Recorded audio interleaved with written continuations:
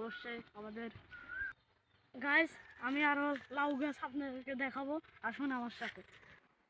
তো অলরেডি আমরা আমাদের লাউ গাছের সামনে চলে আসলাম, আপনারা আসুন ভিতরে আসুন। আমার লাউ গাছ দেখুন,